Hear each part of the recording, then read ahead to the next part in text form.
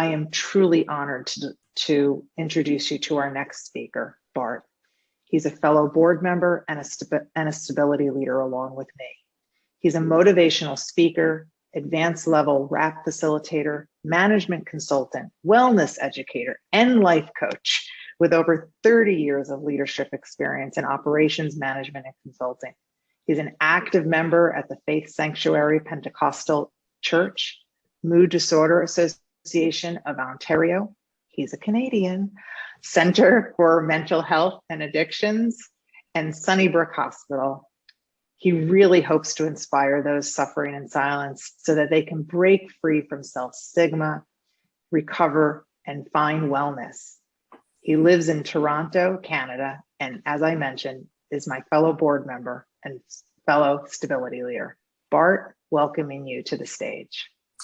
Wow, thank you, Michelle. I'm really feeling awesome today, just being part of this group and part of this conversation.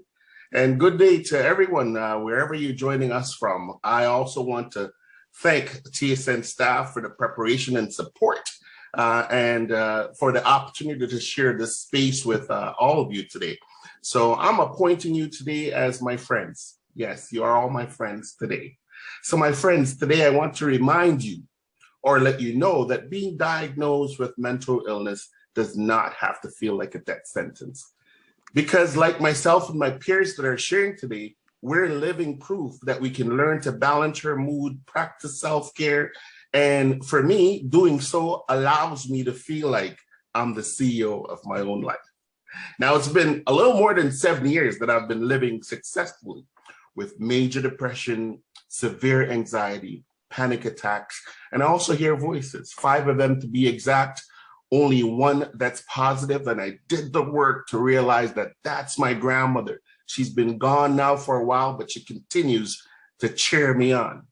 So as I share my story, as you heard Michelle says, my hope is to inspire folks to not suffer in silence, because I did it for too long. It took me about 40 years to start experiencing the success that I'm experiencing now. And so with that said, let me share a bit of my story. Just before my 10th birthday, I felt like I'd suffered enough in this life and I was ready to die. At that age, not only was I struggling with depression, but I was also being mentally, physically, and emotionally abused.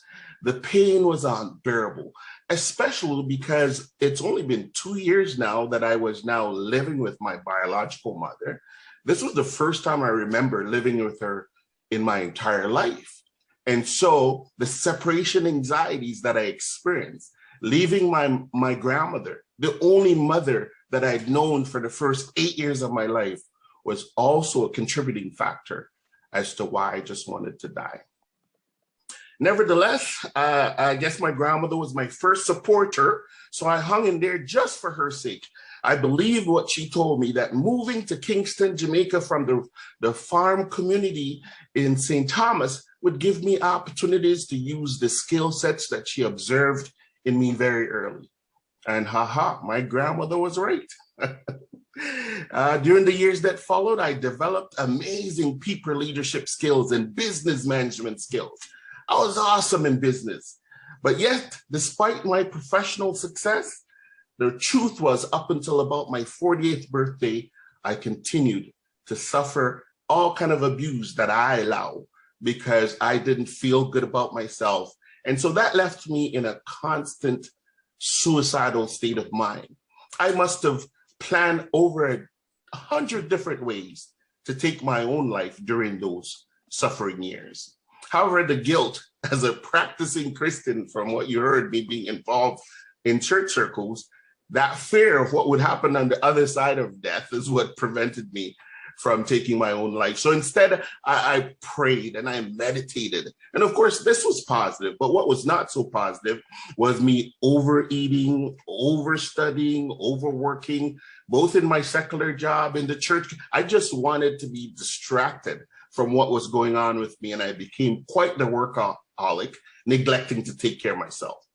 Of course, truth be told, up until that point, I did not know how to take care of myself, but I was also too ashamed to say it because I looked good I talked like I had it all together, and people loved me for that. Plus, I was well paid for my skills and expertise that I brought to the table.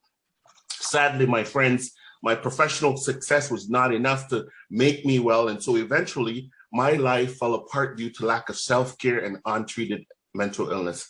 Consequently, not taking care of myself resulted in a total meltdown, and I was hospitalized. It was during the hospitalization that I was officially diagnosed with the things I was diagnosed with. And I had the choice then to say, you know, what do I do now? Because I have a lot of work ahead of me. So I decided to take early retirement from my career as a management professional, despite how successful, to focus on my own self and learn to become the CEO of my own life. Yes, that's what I wanted to be, finally in control. So now 10 years later, I have no regrets retiring early because that was the best decision I made. Not only did I find my voice, but for the first time, I'm living well, feeling well, and functioning well with no thoughts or desire to take my own life. By now, you must be saying, well, how did Bart do it? Well, I'm going to give you 3 high-level steps that I've taken.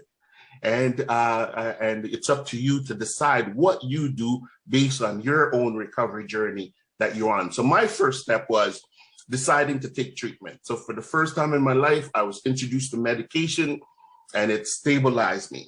It allowed me to feel what I should be feeling and not what I felt for the last 40 years. I also experienced peer support, which is other people sharing their journey with their struggles. And I'm like, wow, so I've been suffering and I wasn't alone. And so it freed me from feeling like I was a victim of myself. And so I utilized their resources that they shared to help me and the medication to find some sort of stability with my life. And through that process, I created success plans for my life, which was awesome. I also decided to look at my life and say, well, what's worked up until now? And so what had worked up until now that kept me going was praying and meditating. So I continued with that. But I added some philosophies to it. I started telling myself every day, my life is what I desire to become. And I found when I did that, it stimulated my faith even more and made me feel like a giant and made me feel I can do just about anything.